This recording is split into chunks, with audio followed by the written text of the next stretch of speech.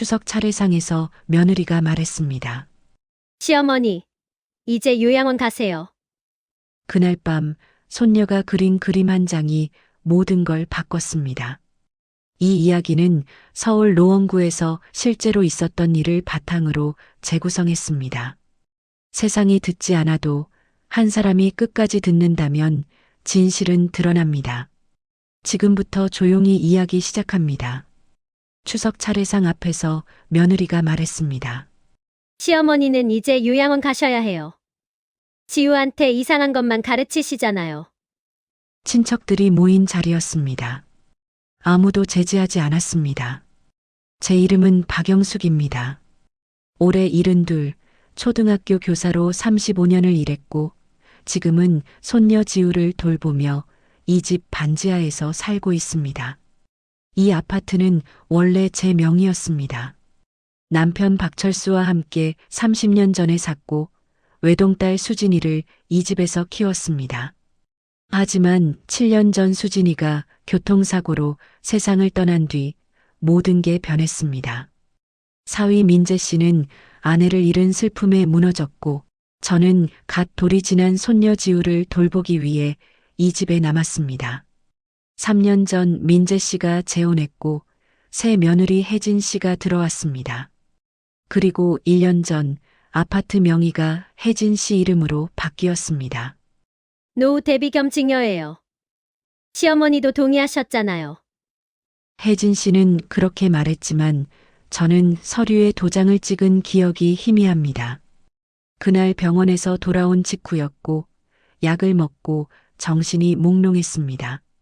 이제 저는 제 집 반지하에 삽니다. 2층 안방은 혜진 씨와 민재 씨가 쓰고 지우는 작은 방에서 혼자 잡니다. 저는 계단 아래 작은 방에서 낡은 이불을 덮고 빨래와 청소를 하며 하루를 보냅니다. 혜진 씨는 인테리어 사업을 합니다. SNS에는 완벽한 새엄마로 나오지만 집에서는 지우를 거의 쳐다보지 않습니다. 대신 정우석이라는 남자가 자주 드나듭니다. 사업 파트너예요. 설계 일 때문에 자주 와요. 혜진 씨는 그렇게 소개했지만 정우석 씨는 밤늦게까지 머물고 때로는 주말에도 이 집에 있습니다. 지우는 그를 우석 삼촌이라고 부르지만 저는 이상했습니다. 지우가 그 사람 앞에서만 말을 잃었습니다. 추석 당일 혜진 씨는 검은색 원피스를 입고 머리를 단정히 넘긴 채 차례상 앞에 앉았습니다. 친척들 앞에서 그녀는 부드럽게 웃으며 말했습니다. 시어머니가 요즘 많이 힘드신가 봐요. 밤에 헛소리도 하시고 지우한테 이상한 얘기를 자꾸 하세요. 삼촌 조심해라. 엄마 믿지 마라 이런 식으로요. 민재 씨의 고모가 고개를 끄덕였습니다. 아이고, 그럼 요양원 알아보셔야죠. 애한테 안 좋아요. 저는 아무 말도 하지 못했습니다. 제가 지우에게 한 말은 헛소리가 아니었습니다. 3개월 전부터 지우는 달라졌습니다. 밤마다 악몽을 꾸고 옷을 갈아입을 때 문을 잠그고 욕실에 들어갈 때도 불안해했습니다. 그림도 달라졌습니다. 예전엔 해와 꽃을 그리던 아이가 이제는 검은 크레파스로 창문 없는 집과 얼굴 없는 사람을 그렸습니다. 그리고 어느 날 밤 지우가 제 무릎에 앉아 작게 물었습니다. 할머니, 비밀 지키면 엄마 안 아프대. 맞지? 누가 그런 말을 했니? 지우는 대답하지 않았습니다. 그저 제 품에 얼굴을 묻었습니다. 추석 다음 날 혜진 씨는 요양원 팸플릿을 식탁에 올려놨습니다. 다음 주에 상담 잡았어요. 시어머니, 거기 좋대요. 같은 또래분들이랑 지내시면 외롭지 않으실 거예요. 민재 씨는 아무 말도 하지 않았습니다. 그저 고개를 숙이고 밥을 먹었습니다. 그날 밤 저는 지우가 그린 그림 한 장을 발견했습니다. 침대 밑에 숨겨져 있었습니다. 그림 속에는 작은 여자아이가 구석에 웅크리고 있었고 그 옆에 큰 남자가 서 있었습니다. 남자의 얼굴은 텅 비어 있었습니다. 그 아래 지우가 삐뚤빼뚤하게 쓴 글씨가 있었습니다. 할머니만 믿어요. 저는 그 그림을 조심스럽게 접어서 오래된 수첩 안에 넣었습니다. 그리고 생각했습니다. 도대체 이 집에서 무슨 일이 벌어지고 있는 걸까요? 요양원 상담은 제가 모르는 사이에 진행되었습니다. 혜진 씨는 상담사에게 이렇게 말했다고 합니다. 시어머니가 치매 초기 증상이 있으세요. 밤에 헛소리 하시고 손녀한테 피해망상을 심어요. 우리 남편 사업 파트너를 나쁜 사람이라고 하면서요. 저는 그 이야기를 민재 씨에게서 들었습니다. 그는 제 방문을 두드리지도 않고 들어와서 피곤한 얼굴로 말했습니다. 어머니, 혜진이 말이 맞아요. 요즘 너무 예민하세요. 우석 씨는 좋은 사람이에요. 지우한테도 잘해주고요. 민재야. 지우 표정 좀 봐. 그 사람 앞에서 얼마나 긴장하는데. 애들은 원래 낯을 가려요. 어머니가 자꾸 그런 식으로 말하니까 지우도 영향받는 거예요. 그는 더 이상 말하지 않고 방을 나갔습니다. 저는 그날 밤 잠을 이루지 못했습니다. 혹시 제가 정말 예민한 걸까요? 나이 들어서 쓸데없는 걱정만 늘어난 걸까요? 하지만 다음 날 아침 제 생각이 틀리지 않았다는 걸 확인했습니다. 지우가 세면대 앞에서 울고 있었습니다. 아침 7시 혜진 씨와 민재 씨는 아직 자고 있었고 정우석 씨는 거실 소파에서 담요를 덮고 있었습니다. 지우야. 왜 우니? 지우는 고개를 저었습니다. 그리고 작게 속삭였습니다. 할머니, 욕실 문 잠금 장치 고장 났어. 저는 문을 확인했습니다. 안쪽 잠금 장치가 헐거워져 있었습니다. 돌리면 걸리는 것처럼 보이지만 밖에서 살짝만 밀면 열렸습니다. 언제부터 이랬어? 며칠 전부터요. 엄마한테 말했는데 나중에 고쳐준다고 했어요. 저는 그날 오후 직접 철물점에 가서 새 잠금 장치를 샀습니다. 그리고 욕실 문을 고쳤습니다. 저녁 식사 자리에서 혜진 씨가 물었습니다. 어머니, 욕실 문 누가 만졌어요? 내가 고쳤어. 잠금 장치가 고장나 있더라고. 그냥 두시지 그러셨어요. 제가 부를 사람 있었는데. 아이스는 욕실인데 빨리 고쳐야지. 혜진 씨는 더 이상 말하지 않았습니다. 하지만 정우석 씨가 저를 쳐다보는 시선이 달라졌습니다. 차갑고 날카로웠습니다. 그날 밤 저는 또 다른 그림을 발견했습니다. 이번에는 지우 책상 서랍 안쪽에 숨겨져 있었습니다. 얇은 종이에 연필로 그린 그림이었습니다. 욕실 문이 그려져 있었고 문 밖에 큰 그림자가 서 있었습니다. 문 안쪽에는 작은 여자아이가 무릎을 감싸 안고 앉아 있었습니다. 그 아래 이렇게 쓰여 있었습니다. 삼촌이 문 열어봐요. 무서워요. 저는 손이 떨렸습니다. 하지만 증거가 필요했습니다. 아무도 제 말을 믿지 않는다면 보여줄 수 있는 것이 필요했습니다. 다음 날 저는 예전에 교사 시절 쓰던 작은 녹음기를 찾았습니다. 오래된 기계였지만 아직 작동했습니다. 그리고 지우가 가장 아끼는 인형, 토끼 인형의 솜을 조심스럽게 빼낸 뒤 녹음기를 넣고 다시 꿰맸습니다. 그날 밤 지우와 단둘이 있을 때 조심스럽게 물었습니다. 지우야. 할머니한테 하고 싶은 말 있으면 언제든 해도 돼. 지우는 토끼 인형을 꼭 껴안고 고개를 끄덕였습니다. 할머니는 안 무서워요. 뭐가 무섭니? 우석 삼촌이요. 왜? 지우는 한참을 망설이다가 작게 말했습니다. 삼촌이 자꾸 방에 들어와요. 엄마 자고 있을 때요. 그래서? 할머니, 비밀 말하면 나 나쁜 애 되는 거 아니에요? 제 가슴이 철렁 내려앉았습니다. 아니야. 비밀은 내가 지킬 필요 없어. 할머니한테 말해도 돼. 지우는 울먹이며 말했습니다. 삼촌이 말했어요. 엄마한테 말하면 엄마가 아프대요. 할머니한테 말하면 할머니가 집에서 쫓겨난대요. 저는 지우를 꼭 안아주었습니다. 녹음기는 작동하고 있었습니다. 나흘 뒤 저는 제자를 만났습니다. 김동훈 변호사. 제가 30년 전에 담임으로 가르쳤던 아이였습니다. 지금은 가정법률 전문 변호사로 일하고 있었습니다. 저는 그에게 녹음 파일과 지우의 그림들을 보여줬습니다. 동훈 씨는 표정이 굳었습니다. 선생님, 이건 신고해야 합니다. 증거가 부족하지 않을까요? 일단 정우석이란 사람 신원부터 확인해 봐야 합니다. 선생님, 며느리분도 뭔가 알고 계실 가능성이 있어요.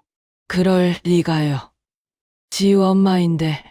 선생님, 현실은 잔인합니다. 때로는 친엄마도 눈 감는 경우가 있어요. 저는 믿고 싶지 않았습니다. 아무리 미워도 혜진 씨가 설마 그럴까요? 이틀 뒤 동훈 씨에게서 전화가 왔습니다. 선생님, 정우석 신원 확인했습니다. 원래 이름은 정민석이에요. 5년 전 부산에서 아동 성범죄 혐의로 고소당했고 집행유예 받은 뒤 개명했습니다. 뭐라고요? 피해자가 당시 8살이었습니다. 피해자 어머니가 남자친구였고요. 그 사건 이후로 주소를 여러 번 옮겼고 이번엔 서울에 정착한 겁니다. 저는 전화기를 든 채 말을 잃었습니다. 선생님, 며느리분이 이 사실을 알고 있을 가능성도 있습니다. 확인이 필요합니다. 그날 저녁 저는 혜진 씨 방 앞을 지나가다가 우연히 대화를 들었습니다. 정우석 씨와 혜진 씨가 나누는 대화였습니다. 저 할멈 뭔가 수상해.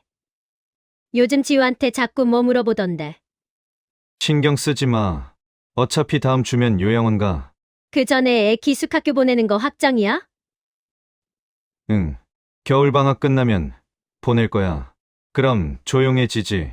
휴, 그나마 다행이네. 저는 그 자리에서 얼어붙었습니다. 혜진 씨는 알고 있었습니다.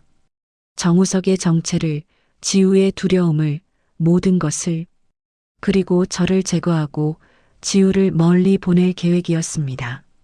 저는 그날 밤 방으로 돌아와 녹음 파일을 백업했습니다. 지우의 그림들을 사진으로 찍었습니다. 동훈 씨에게 모든 자료를 보냈습니다. 그리고 지우에게 속삭였습니다. 조금만 참아. 할머니가 반드시 지켜줄게. 하지만 제가 몰랐던 것이 하나 있었습니다. 혜진 씨가 제 이메일 계정을 몰래 확인하고 있었다는 것을, 그리고 그들이 이미 다음 수를 준비하고 있었다는 것을. 정말 잘못된 건 누구였을까요? 그날은 목요일 새벽이었습니다. 혜진 씨가 제 방문을 발로 차며 들어왔습니다. 이게 뭐예요? 그녀의 손에는 A사 용지 한 장이 들려 있었습니다. 제가 동훈 변호사에게 보낸 이메일 내용이었습니다. 어떻게 내 이메일을. 비밀번호가 지우 생일이던데요? 진짜 한심하시네. 변호사한테 이런 걸 보내고 다니세요? 뒤에서 정우석 씨가 나타났습니다. 그는 웃고 있었습니다. 처음 보는 차갑고 비틀린 웃음이었습니다. 할머니, 참 쓸데없는 짓 하시네요. 당신이 지우한테 뭘 한 거예요? 뭘 했다는 증거라도 있어요? 저는 떨리는 손으로 휴대폰을 꺼냈습니다. 녹음한 거 있어요. 지우가 직접 말한 거. 혜진 씨가 제 손에서 휴대폰을 빼앗았습니다. 그리고 바닥에 내던졌습니다. 액정이 깨지는 소리가 났습니다. 그 녹음, 당신이 애한테 세뇌한 거잖아요. 법정에 소통하겠어요? 그럼 그림은요? 지우가 그린 그림들. 애가 할머니한테 영향받아서 그런 거 그린 거예요. 원래 애들은 어른 말 잘 믿잖아요. 저는 뒤로 물러섰습니다. 정우석 씨가 한 걸음 다가왔습니다. 할머니, 솔직히 말하면 우리도 곤란해요. 당신 때문에 계획이 다 꼬였잖아요. 무슨 계획? 혜진 씨가 팔짱을 끼고 말했습니다. 요양원 보내고 아파트 팔 생각이었어요. 지우는 기숙학교 보내고요. 그럼 우리 둘이 조용히 살 수 있었을 텐데. 민재는 알고 있어요? 남편이요. 걔는 아무것도 몰라요. 아니, 알아도 못 본 척할 거려? 월급으로는 생활비도 안 나오는데. 제 돈 없으면 어떻게 살아요? 저는 그제야 깨달았습니다. 민재 씨는 아무것도 모르는 게 아니라 알면서도 외면한 것이었습니다. 경제적으로 혜진 씨에게 의존하고 있었고, 그래서 지우를 지키지 못한 것이었습니다. 당신들 어떻게 그럴 수 있어요? 지우는 7살밖에 안 됐어요. 정우석 씨가 비웃었습니다. 할머니, 세상 물정 모르시네. 요즘은 이런 일 흔해요. 그리고 애는 아무것도 기억 못해요. 시간 지나면 다 잊어요. 기억 못 한다고요? 지우가 매일 밤 악몽 꾸는 거 모르세요? 욕실 갈 때마다 떨고 당신만 보면 얼어붙는 거 몰라요? 그러게 당신이 자꾸 겁을 주니까 그렇죠. 혜진 씨가 한숨을 쉬었습니다. 어머니, 이제 그만하세요. 우리도 원하는 게 많지 않아요. 그냥 조용히 요양원 가시면 돼요. 거긴 밥도 나오고 따뜻하고 좋아요. 나는 안 가요. 지우를 두고는 절대 안 가요. 정우석 씨의 표정이 변했습니다. 그럼 어쩔 수 없네요. 그가 제 팔을 잡았습니다. 저는 비명을 질렀지만 이 집은 1층이고 새벽 4시였습니다. 아무도 듣지 못했습니다. 그들은 저를 반지하 구석에 있는 작은 창고로 끌고 갔습니다. 페인트 통과 공구가 쌓인 곳이었습니다. 혜진 씨가 말했습니다. 3일만 여기 계세요. 우리 제주도 다녀올 동안만요. 돌아오면 바로 요양원 보낼게요. 지우는 어떻게 하려고요? 학교는 보낼 거예요. 어차피 할머니 아프다고 하면 애도 믿을걸요? 문이 닫혔습니다. 바깥에서 자물쇠 소리가 들렸습니다. 저는 어둠 속에 갇혔습니다. 창문도 불도 아무것도 없었습니다. 찬 바닥에 쓰러져 앉아 한참을 울었습니다. 하지만 울고만 있을 수는 없었습니다. 손으로 더듬어 주변을 확인했습니다. 낡은 공구 상자가 만져졌습니다. 그 안에서 드라이버와 못, 그리고 오래된 양철 깡통을 찾았습니다. 깡통 뚜껑을 벗기고 날카로운 모서리를 찾았습니다. 그리고 제 팔뚝 안쪽을 그었습니다. 아팠습니다. 하지만 참았습니다. 피가 흘렀습니다. 그 피로 저는 창고 벽에 글씨를 썼습니다. 동훈아, 지우 살려줘. 정우석, 정과자, 혜진 공범, 민재 방주, 녹음 파일 USB, 내 방 책상 서랍. 손가락이 떨렸지만 또박또박 썼습니다. 누군가 이 방을 열었을 때, 누군가 저를 찾으러 왔을 때, 이 글을 보게 하기 위해서였습니다. 글을 다 쓰고 나니 정신이 흐릿해졌습니다. 차가운 바닥에 누워 눈을 감았습니다. 지우 얼굴이 떠올랐습니다. 할머니, 비밀 말하면 나 나쁜 애 되는 거 아니에요? 아니야. 지우야, 넌 나쁜 애가 아니야. 할머니가 반드시 지켜줄게. 그날 아침 혜진 씨는 지우를 학교에 보냈습니다. 지우는 할머니가 어디 갔는지 물었지만 혜진 씨는 이렇게 대답했습니다. 할머니 병원 가셨어. 몸이 안 좋으셔서 며칠 입원하실 거야. 지우는 고개를 끄덕였지만 뭔가 이상했습니다. 할머니는 아침마다 학교 갈 준비를 도와줬습니다. 가방을 챙겨주고 머리를 묶어주고 현관까지 배웅해줬습니다. 하지만 오늘은 아무도 없었습니다. 지우는 가방에서 공책을 꺼냈습니다. 그리고 크레파스를 꺼내 그림을 그렸습니다. 집 그림이었습니다. 계단 아래에 작은 상자가 있었고 그 안에 할머니가 갇혀 있었습니다. 상자 위에는 큰 자물쇠가 그려져 있었습니다. 그림 위에 지우는 이렇게 썼습니다. 할머니 갇혀 있어요. 도와주세요. 미술 시간, 지우는 조용히 선생님 책상 앞으로 걸어갔습니다. 그리고 그림을 올려놓고 아무 말 없이 자리로 돌아갔습니다. 최은미 선생님은 그 그림을 펼쳐보았습니다. 그리고 얼굴이 굳었습니다. 수업이 끝나자마자 선생님은 상담실로 달려갔습니다. 교감 선생님, 아동학대 신고해야 할 것 같습니다. 그날 오후 노원경찰서 여성 청소년과의 신고가 접수되었습니다. 그리고 같은 시각 김동훈 변호사는 박영숙 씨에게서 48시간째 연락이 두절된 것을 이상하게 여기고 경찰에 실종 신고를 했습니다. 혜진 씨와 정우석 씨는 그 사실을 모른 채 김포공항 귀빈실에서 커피를 마시고 있었습니다. 드디어 끝났네. 이제 진짜 새 출발이다. 하지만 그들이 탑승할 비행기는 결코 제주도에 도착하지 못했습니다. 탑승구 앞에서 경찰이 기다리고 있었기 때문입니다. 경찰이 저를 발견했을 때 저는 거의 의식을 잃은 상태였습니다. 창고 문을 열자 경찰관이 손으로 입을 막았다고 합니다. 벽에 피로 쓴 글씨들, 쓰러진 노인, 그리고 차가운 어둠. 저는 병원으로 옮겨졌고 지우도 함께 보호 조치되었습니다.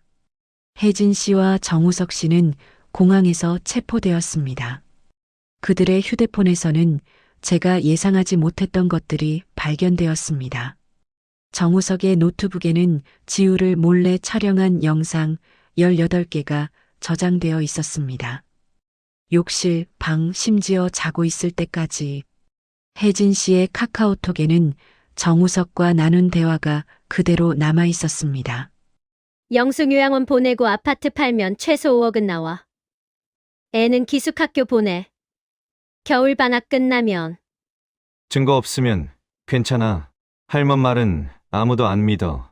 민재 씨는 체포되지 않았습니다. 하지만 경찰 조사에서 그는 이렇게 진술했습니다. 아내가 무슨 짓을 하는지 알았지만 저는 무능했습니다. 돈도 없고 힘도 없고 그래서 모른 척했습니다. 재판은 빠르게 진행되었습니다.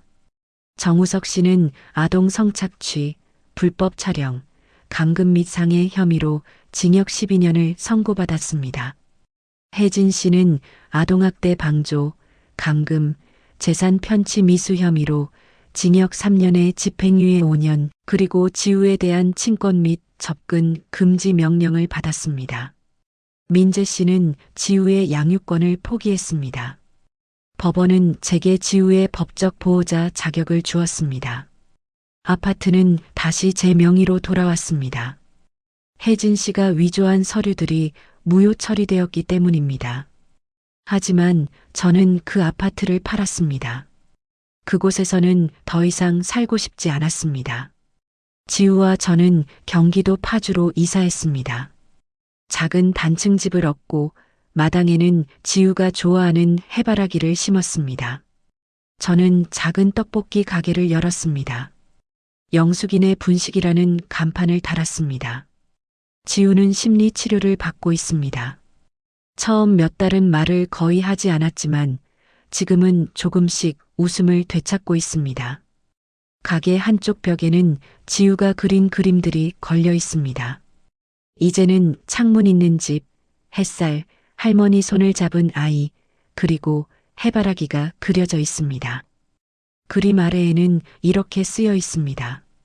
할머니는 다 들어요. 손님들이 가끔 그 그림을 보고 물어봅니다. 사장님, 이 그림 손녀분이 그린 거예요? 네, 우리 지우가 그렸어요. 그림 참 예쁘네요. 할머니는 다 들어요라는 게 무슨 뜻이에요? 저는 그럴 때마다 조용히 웃으며 대답합니다. 세상이 듣지 않아도 할머니는 듣는다는 뜻이에요.